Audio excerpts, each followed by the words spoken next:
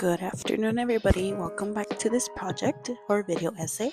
Today, we're taking a deep dive into an era that quite literally helped shape America. Today, we're talking about the women who worked in the background during an extremely important time in history.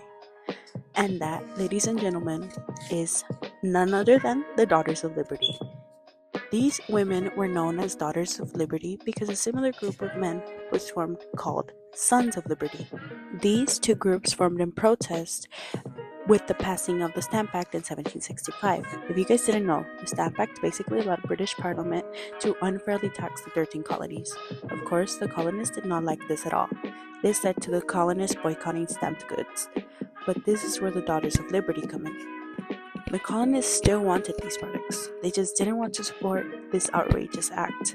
The Daughters of Liberty stepped up and started making homemade products to replace the British stamped ones.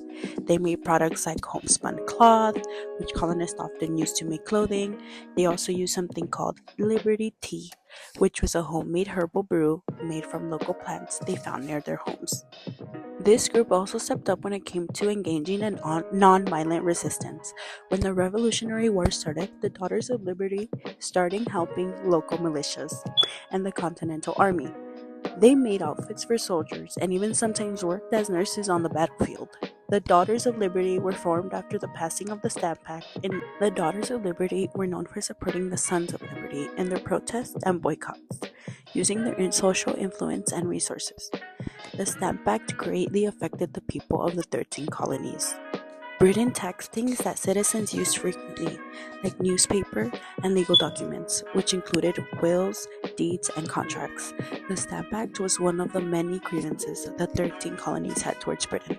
This caused the start of the Revolution, and the citizens boycotted British tax goods as a way of protest towards Britain.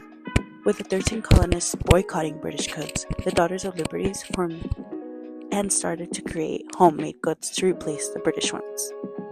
The Daughters of Liberty were also well known for the boycott of British tea after the Tea Act was passed, and the British East Asia Company was given a virtual monopoly on colonial tea. They began drinking what was later known as Liberty Tea.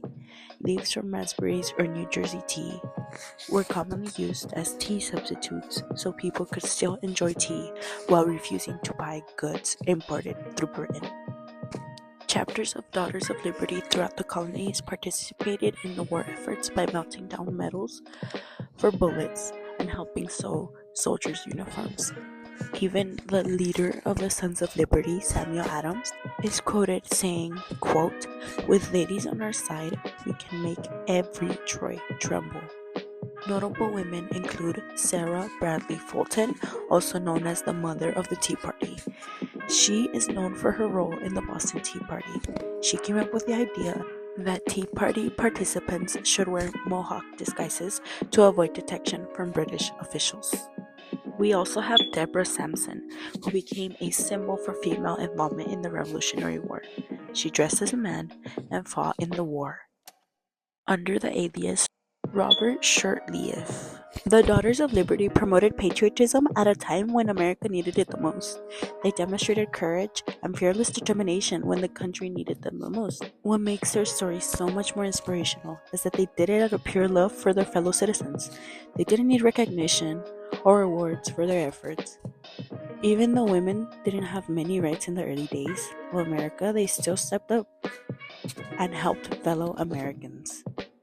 Sadly, to this day, they don't receive the recognition and history they deserve. Sadly, I had to reach a college-level education to learn about the Daughters of Liberty, when they played such a crucial role in this country's path to revolution. I believe that the help of these women made our journey towards revolution and independence so much easier.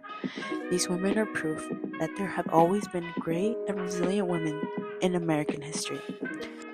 We just have to look for them a little harder since they are more hidden behind the stories of many men. The Daughters of Liberty set the stepping stone for women in politics in the future.